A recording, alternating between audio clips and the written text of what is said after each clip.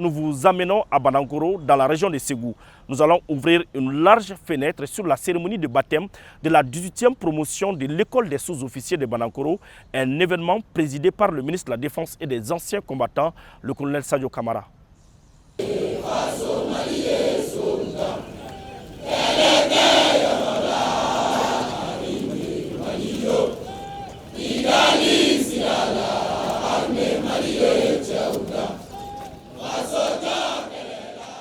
L'élégance est militaire, l'harmonie est dans les pas soutenus par la symphonie.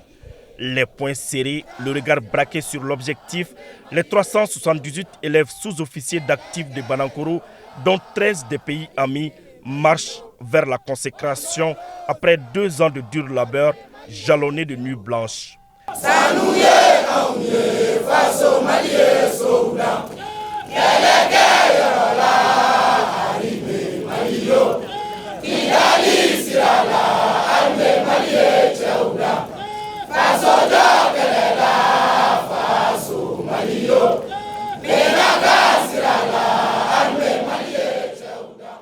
Conformément aux vœux de Monsieur le ministre de la Défense et des anciens combattants, la 18e promotion de l'école des sous-officiers de Banankoro portera le nom de feu sous-lieutenant Ebe David Somoro.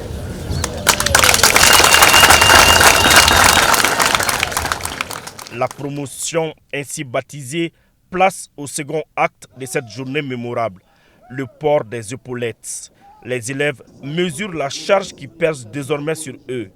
Un acte qui est l'affirmation selon laquelle le Mali de Modibo Keïta, ce pays au passé glorieux, se dresse majestueusement sur les socles des 3 grands empires. L'instant est solennel.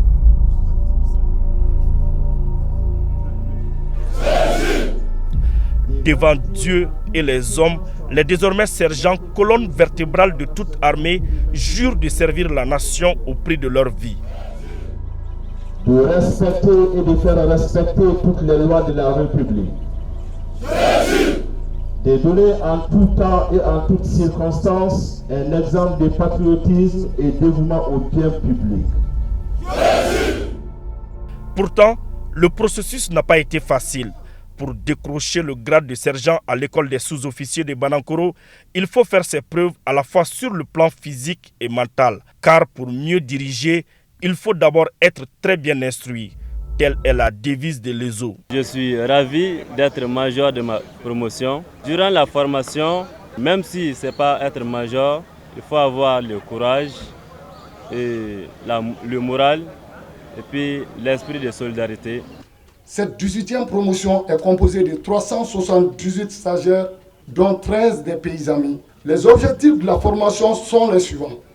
Comme objectif global et l'état final est recherché, former les chefs de groupe capables de commander les hommes sur le terrain, de tenir les documents au niveau des unités et de faire l'instruction dans les centres et les formations classiques.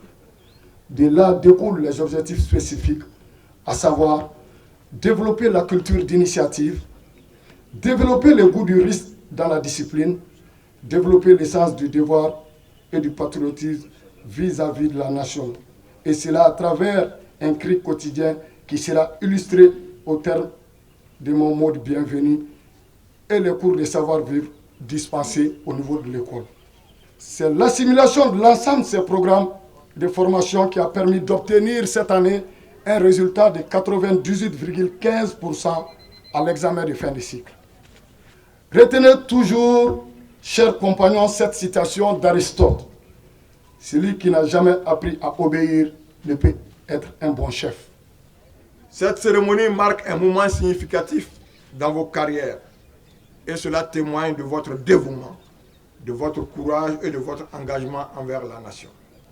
En tant que sous-officier, vous devez incarner les valeurs fondamentales de nos armées, que sont l'honneur, le devoir, la loyauté et la discipline. Votre parcours a été jalonné d'efforts intenses, de sacrifices personnels et d'une formation rigoureuse, afin de vous préparer à assumer les responsabilités qui vous incombent. Je vous en félicite. Hier, le chef d'état-major général, en s'adressant à vous, vous a donné les principes du leadership. Ne les oubliez jamais. Cela vous permettra de répondre oui au moment opportun. Vous constituez l'ossature de nos armées, des modèles et exemples pour les soldats.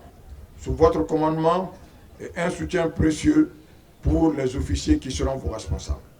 Votre expertise, votre leadership, votre capacité à prendre des décisions cruciales sont essentielles pour assurer la sécurité et la défense de nos nations.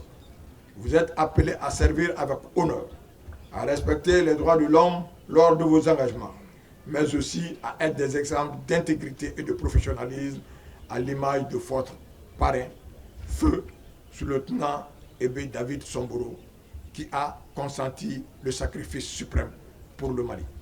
L'armée malienne étonne le monde grâce à sa résilience. Comme un phénix, elle renaît de ses cendres à chaque fois qu'on la croit vaincue. Tenez-vous bien, pendant qu'elle fait la guerre, les autorités militaires continuent non seulement de recruter les hommes, de les former, mais aussi de doter les camps d'infrastructures.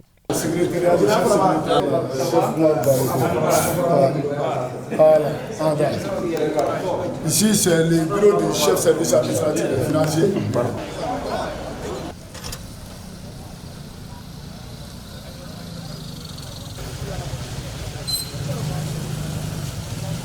L'armée est au service du peuple. Plus elle est proche de lui, plus elle est efficace et remplit sa mission. Voilà pourquoi, après la cérémonie de baptême à l'ESO, le ministre de la Défense et des anciens combattants, le colonel Sadio Kamara, a tenu à faire la prière du vendredi dans la grande mosquée de la ville de Ségou. Surpris par ce geste, certains fidèles restent sans mots.